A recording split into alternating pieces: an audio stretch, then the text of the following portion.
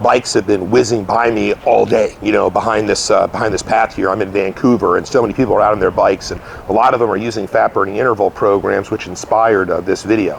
Fat burning intervals have been great for my clients now for more than 20 years, and I can send you a free copy of the program that's designed to help you lose body fat very quickly. Scott at infinityfitness.com. So quite simply, you can use multiple different venues. You can bicycle outside, you can swim, you can run, you can use many indoor venues like the elliptical, the stair climber, things like that. I don't like treadmills because they're very tough on the joints.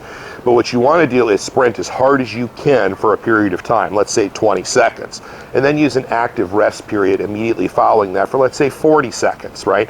So on the sprinting portion, it should be very high quality. And unfortunately, most people, what they consider a sprint and what I consider a sprint are two different things, because the amount of effort that's needed to maximize your fat burning is very high. The good news is you don't have to do many revolutions to gain the maximum benefit. So again, let's say you're sprinting everything that you can on a bike for 20 seconds, of course in a safe environment, and also make sure you're healthy enough to do this type of activity. So sprinting as hard as you can for 20 seconds, and then you go 40 seconds, so let's say a more moderate pace.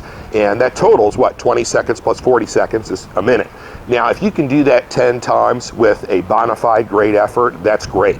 Most people can't do a high quality sprint for longer than that, right? The reality is people fade unless they're very well conditioned. But the idea is that you gradually build up the number of intervals that you can do. So there's no shame in that. If the first week you can do 10 and then you're building up to 20 after several weeks, well, that's a fantastic progression in terms of body fat loss.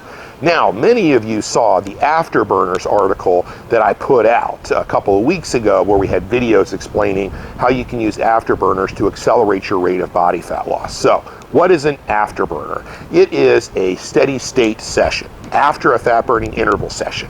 Quite simply, you do your fat burning intervals, then use a 10 to 20 minute cool down, and when you have the right recovery conditions in place and the right nutrition plan, the Afterburners capitalize on the conditions to accelerate body fat loss, right? It's not complicated.